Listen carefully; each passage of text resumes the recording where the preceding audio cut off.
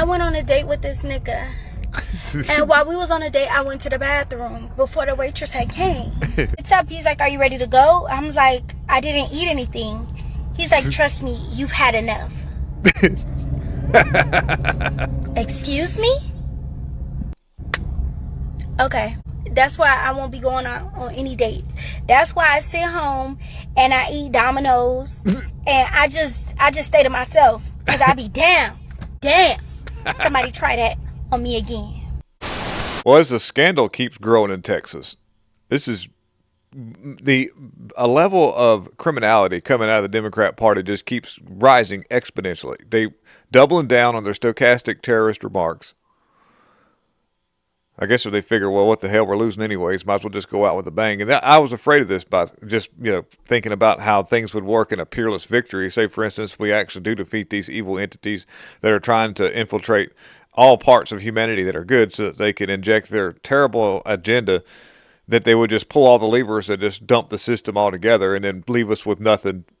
Countries would do that too, by the way. When you get into some kind of kinetic war situation, then they'll instigate it to the point where you destroy everything in the area so that there's nothing left to have, and especially if you want to make something good out of it. But anyways, that's a whole other video altogether. We're going to stay on Texas and just how this thing is sort of falling apart. This Cuellar guy, they say this is how you say his name. I know it's Cuellar to me. I mean, because I speak of the English, and so. Anyhow, this dude's in trouble right now for stealing or allegedly accepting briberies of up to $600,000. And basically, in my opinion, there's probably, and bribery schemes are hard to prove where it came from. So they're only going after money they can prove. And they say $600,000. I would imagine there's more than that. Just kind of off the cuff. I caught this video of this is probably several months old, but CNN was in congressional flory thingies where, like, all your politicians run around at. Just watch the hubris when it comes to how these politicians, especially when they're corrupt. Like, I keep thinking about Santos. I know there was some scandals involved with George Santos, but if you really look at his voting record, he was the most conservative dude, even though he was, he had a alternate lifestyle, if you will. But the Republicans were like, we got to get this George Santos off there right now. This isn't ethical at all. And but Bob Menendez, Democrats were the same thing. Democrats were like, it'll be all right. And then this Cuellar dude, just watch this. This is effing wild. And Republicans alike. Jake, I want to pause right here because I'm going to try to ask Congressman Henry Cuellar, who has been indicted on federal charges, about that. Go for it. Commissioner Cuellar, three of your people who are ties to just pleaded guilty in this bribery case against you. What's your reaction to that? We're not afraid of the truth. What's that supposed to mean? Two of them were one's a consultant and a campaign chairman who said they're funneling bribes to you.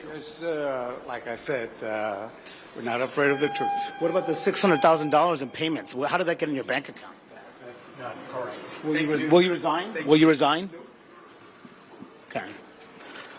Well, that was... So after you just saw that interaction between the CNN quote-unquote journalist in South Texas, a growing scandal involving indicted Congressman Henry Cuellar is exposing just how deep the rot is in America's political institutions and how little Democrats for the media care about election integrity.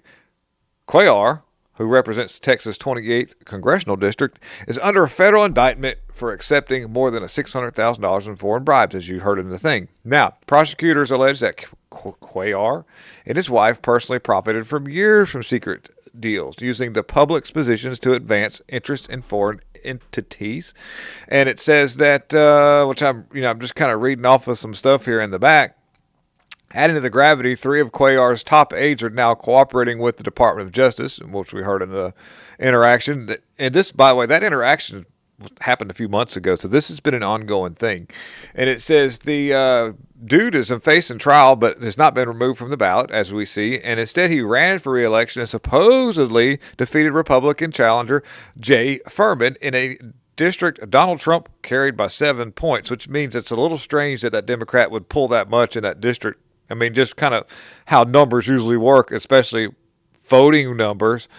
that this guy could pull that far ahead. It seems like something's a little up with that. This was, by the way, was a shocking 12-point swing. But, Furman submitted a more than 90 affidavits. This is the guy who was defeated by Cuellar. And these 80 affidavits from voters who said that his name was missing from their ballots. Now, these are, it was probably a lot more, but these are 80 people that came forward, which is a considerable amount. It's in this district because the numbers in smaller districts like this. So the Texas Fourth Court of Appeals ordered a forensic review and instructed Webb County Judge Tano Tirana, I don't, stupid last name. The last name screwed me up when it's all foreign with H's and G's and little things above it. Can we just get some American judges, please? Because there seems to be a problem when it comes to the people that he may be from the United States, but this judge is. The Mexican cartel runs very deep and is tied very vigorously to a way higher power than the United States Constitution. But anyways, this Judge Terrena refused. The situation quickly escalated from suspicious to outrageous after blocking the ballot inspection. Judge Terrena announced his own planned campaign for Congress, entering the same race he had just helped suppress. In any functioning democracy, by the way, in my opinion, any functioning democracy, such as a conflict of interest, would be ending careers. But in South Texas, it seems to actually work pretty good in your favor if you want to get ahead. This is becoming a chapter of growing scandal. Financial records make the picture worse. According to Financial Election Commission's filings, Cuellar's campaign received more than $110,000 from Act Blue, which is totally not a money laundering organization. The Democrat-aligned fundraising platform already under multiple federal investigations for donor fraud, foreign interference, and straw donations. In April 2025, the House Oversight Judiciary Committee revealed that the Act Blue deliberately weakened its fraud prevention systems during 2024 cycle. Staff were trained to look for reasons to accept donations, even when payments came from foreign IP addresses or prepaid cards. Classic red flags of money laundering, guys. This is no joke. I mean, it's something that we see this. Between 2022 and 2024, Congress identified almost $1,900 suspicious transactions, including 237 traced directly to foreign networks. Azerbaijan and other places and offshore Mexican bank accounts, which would have nothing to do with Mexican cartels or Venezuela drug gangs. In fact, the money from such a system ended up in Cuellar's campaign coffers should concern anyone who believes in election integrity. The Federal Election Commission is now opening its own inquiry. And this will take a lot of time. This dude has till he's